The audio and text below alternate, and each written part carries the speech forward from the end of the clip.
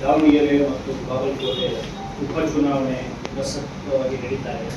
ಈ ಸಂದರ್ಭದಲ್ಲಿ ಮಾದಿಗ ಸಂಘಟನೆಗಳ ಒಕ್ಕೂಟ ಅಂದರೆ ರಾಜ್ಯ ಮಟ್ಟದ 50ಕ್ಕೂ ಹೆಚ್ಚು ಸಂಘಟನೆಗಳು, 45 ಸಂಘಟನೆ ಆಗಿದೆ.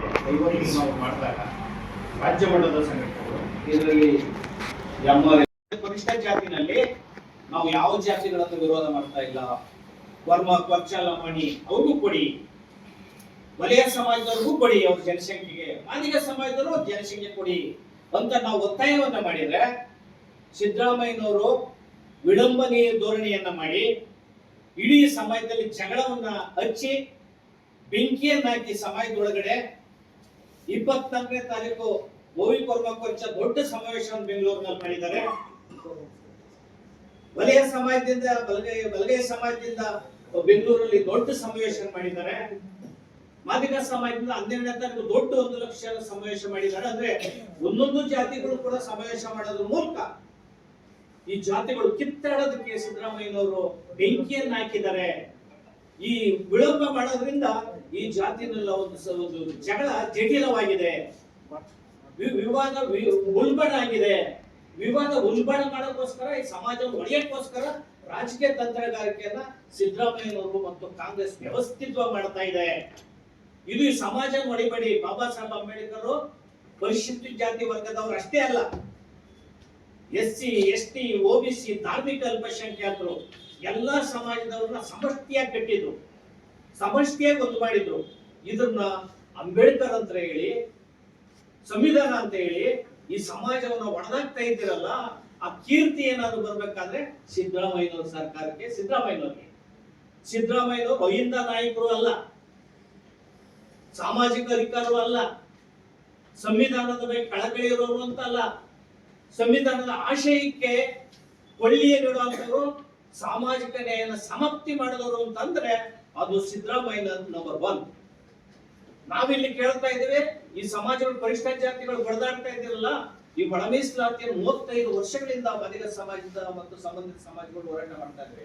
ಅಟ್ಟಕಡೆ ಸಮಾಜ ಇದೆಯಲ್ಲ, ಅಲ್ಲಿ ಚಪ್ಪಲಿ ಹೊಲಿಯೋ ಸಮಾಜ ಇದೆ, ಮಲವರು ಅಂತ ಸಮಾಜ ಇದೆ, ಮೋಚಿ ಬೀದಿ ಬದಿಯಲ್ಲಿ ಚಪ್ಪಲಿ ಹೊಲಿಯುವಂತ ಸಮಾಜಗಳು, ಬಚ್ಚಲು ಬಾಚು ಅಂತ ಸಮಾಜಗಳು ಇದಾವಲ್ಲ, ಆ ಸಮಾಜಗಳನ್ನು ಮೇಲತ್ತಿ ಅಂತ ಕೇಳೋದ್ರಲ್ಲಿ ನಮ್ಮಲ್ಲಿ ಕೇಳೋದು ಏನ್ ತಪ್ಪಾಗಿದೆ?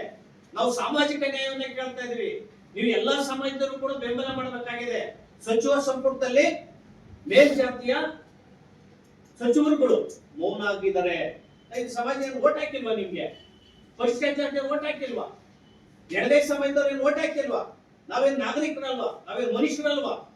ಆ ಕಾರಣದಿಂದ ನೀವು DK ಶಿವಕುಮಾರ್ ಅವರಿಗೆ, ಆ ತರದ ಅನೇಕ ಮೇಲ್ವರ್ಗದ ಪ್ರತಿಷ್ಠಿತ ಮಂತ್ರಿಗಳು, ರಾಜಕೀಯ ಪ್ರತಿಷ್ಠಿತರು ನಮ್ಮ ನೆರವಿಗೆ ಬರಬೇಕು, ನೀವು ಬರ್ತಾ ಇಲ್ಲ, ಅವರೇ ಬಡದಾಡ್ಲಿ ಅಂತ ಬಿಟ್ಟಿದ್ದೀರಿ.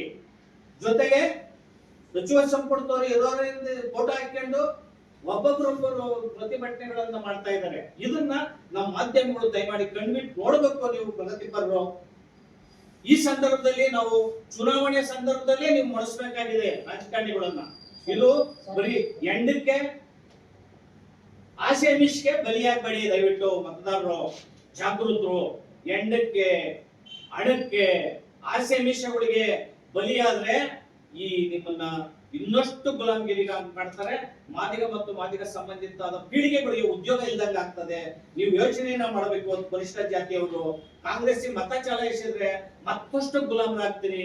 ಮುಸ್ಲಿಮರನ್ನ, ಪರಿಷ್ಠ ಜಾತಿಯವರನ್ನ ವೋಟ್ ಬ್ಯಾಂಕ್ ಅಂತಾಗಿ ಕಾಂಗ್ರೆಸ್ ಮಾಡ್ಕೊಂಡಿದೆ. ಈ ವೋಟ್ ಬ್ಯಾಂಕ್ ಪಾಲಿಟಿಕ್ಸ್ ಎಲ್ಲವರೆಗೂ ಮುಂದುವರಿತದೋ, ಎಲ್ಲವರೆಗೂ ನೀವು ಆಸೆ ಮಿಷನ್ ಬಲಿ ಆಗ್ತಿರೋ, ಅಲ್ಲೇವರೆಗೂ ಕೂಡ ನಿಮ್ ಗುಲಾಮಗಿರಿಯಿಂದ ಮುಕ್ತ ಸಾಧ್ಯ ಇಲ್ಲ.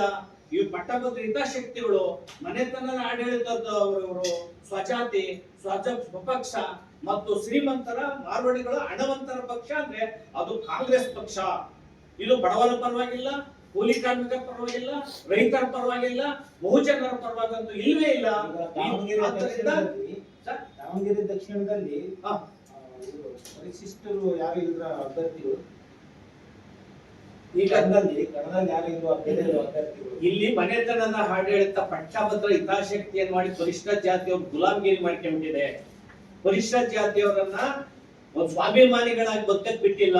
ಆ ಕಾರಣದ ಮುಸ್ಲಿಂ ಸಮಾಜ ಏನಿದೆ ನಮ್ ಗಂತತ್ರ ರೆಂಟಿರೋದ್ರಿಂದ ಅಲ್ಲ ಅಭ್ಯರ್ಥಿಗಳು ಇಲ್ವಾ ನಮಗೆ ಗೊತ್ತಿಲ್ಲ. ನಾನು ಕೇಳ್ತಿರೋದು ಯಾರು ಇಲ್ವಾ ಅಭ್ಯರ್ಥಿಗಳು ಬೇರೆ ಒಟ್ಟು ನಾವು ಯಾರು ಇಲ್ವಾ ಅಭ್ಯರ್ಥಿಗಳು ಬೇರೆ ಪಕ್ಷದಿಂದ ನಾವು ಎಲ್ಲರೂ ಒಟ್ಟಿಗೆ ಸೇರಿ ಆಗಿರ್ಬೋದು. ನಾವೆಲ್ಲರೂ ಒಟ್ಟಿಗೆ ಸೇರಿ ಪರಿಷ್ಠ ಜಾತಿಯವರು ಮುಸ್ಲಿಂ ಸಮಾಜ ಎಲ್ಲರೂ ಸೇರಿ ಒಬ್ಬರನ್ನ ಖಾದರ್ ಅವರನ್ನ ನಾವು ಅಭ್ಯರ್ಥಿ ಅಂತ ಒಪ್ಕೊಂಡಿದೀವಿ.